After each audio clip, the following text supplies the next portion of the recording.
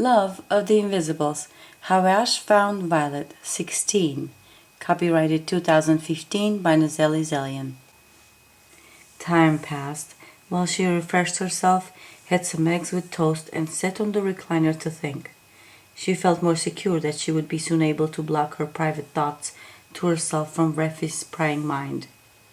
In mid-afternoon she sensed Gumper's presence around the house, but she felt safe knowing that the field that was put around the house not only restrained her from going out, but also kept invisibles from getting in. Most likely Gumper was looking for the device, but it looked like Refi had hidden it well. Time was moving slowly. She had nothing to do but watch TV, so she kept falling into light sleep on and off. "I told you to stay away," she heard a voice that had the same vibe as Refi's mental messages. "You promised we will be together after you brought her here," Gumper said. "And what you have done to get her here? With all your powers, what a shame. You failed twice," Refi had an authoritative, stern voice. "I can help her to produce a girl, just as you wanted." Violet could hear despair in his voice. "You fool," Refi said. "She's already pregnant. I had a healer scan her yesterday, and she told me that my niece is with a child. Girl or boy, it has a strong heartbeat. The healer said it even sounds like it echoes. Don't know what she meant by that, but you would not get your hands on her until the child is born." "But," Gumper started. "Stay away for now. We don't want to upset Violet in her delicate condition, eh?" Refi said. "Be happy that you got away easy this time. My man told me that you were at the door for a long time, and you stretched your hand toward her several times. And don't look at me the way that says that you did not know what you were doing. You have sensed she would be pregnant, haven't you?" "I didn't know. Honestly, I didn't. She had that glow about her, but I thought—" "You thought it was for you? Perhaps. But if you try that trick with breaking the field with her, I swear I will have you torn apart."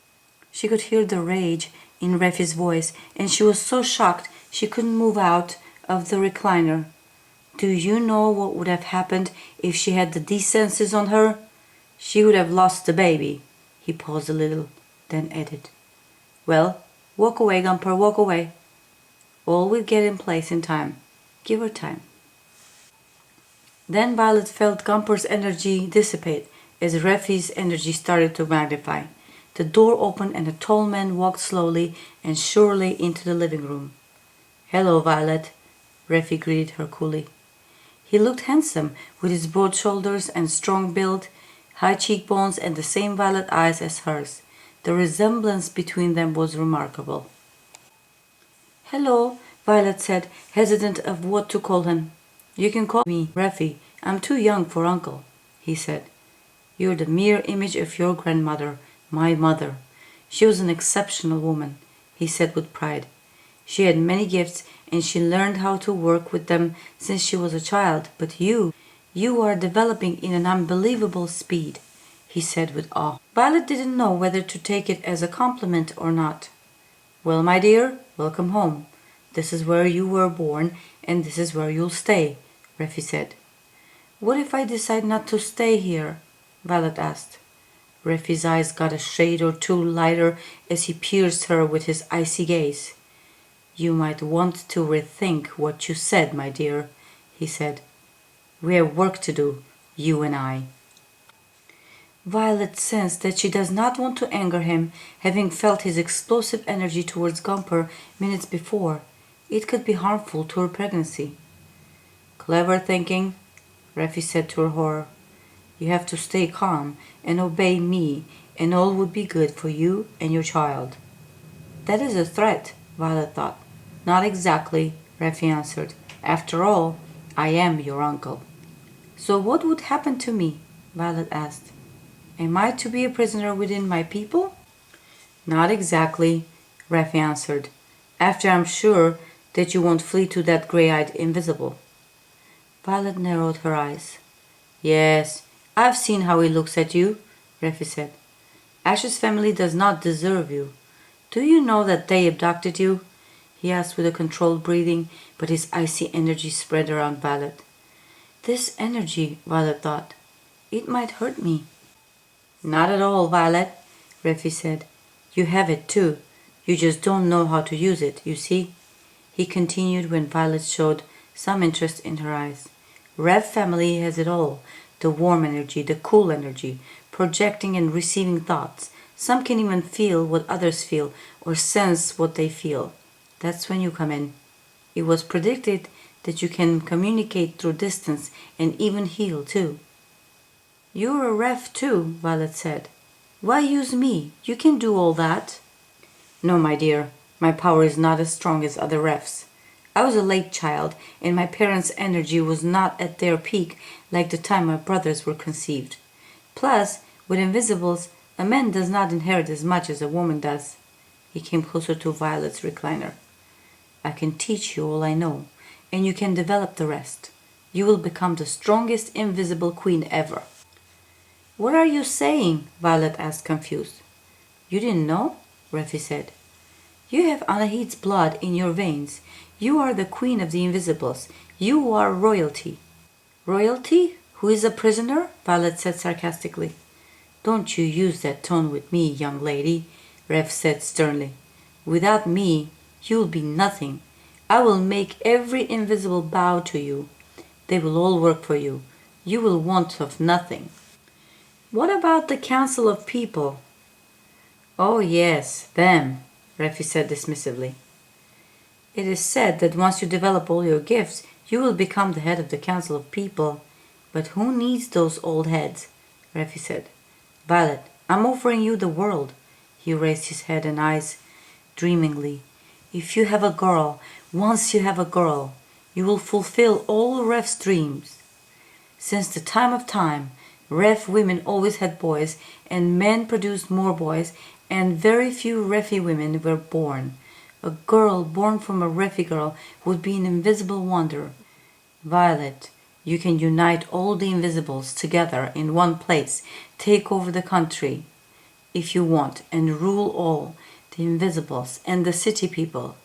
With my help, of course. Now that's power. Violet instinctively and slowly moved her head from side to side. Don't you shake your head on me. You hear me? Refi sent an icy blast towards Violet. All I'm saying, Violet said, recovering herself, that I heard enough for a day.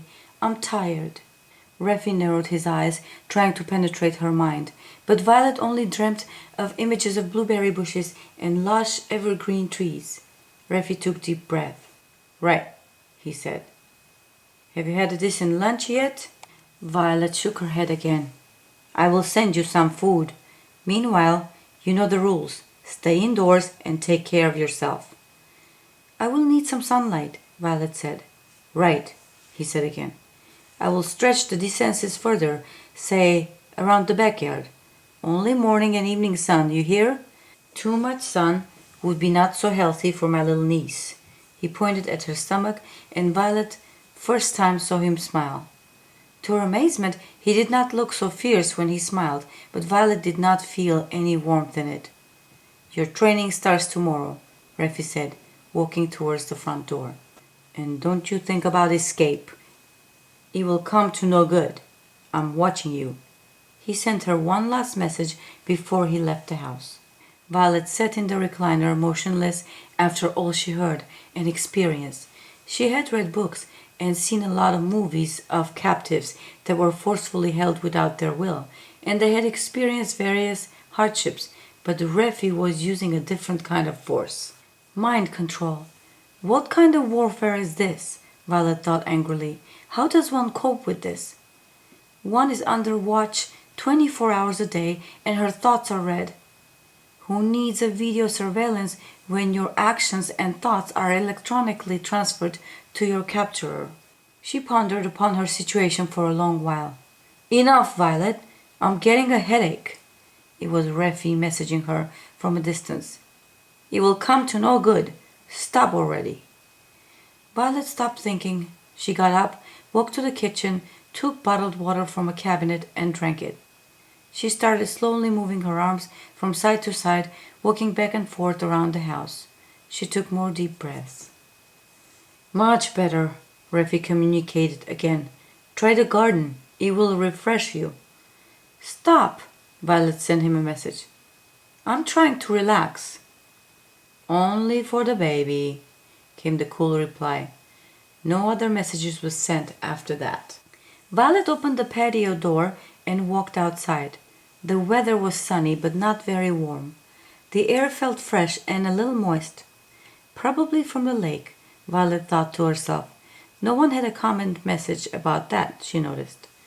She circled around, exploring the small garden that started around the patio, held on stone pillars. A trickle of water gave away the location of a small but beautiful fountain and a sitting area around flower bushes. She sat there on a lounge chair, trying not to think, but she imagined Reffy's face and how he tried to read her mind and how he was disappointed not to be able to. She imagined herself strong and invincible. She imagined blocking all her thoughts again with a brick wall, and how Reffy tried hard to penetrate her mind, but her thoughts, in a form of misty energy, stayed in her head. All this made her relax her worries for a little.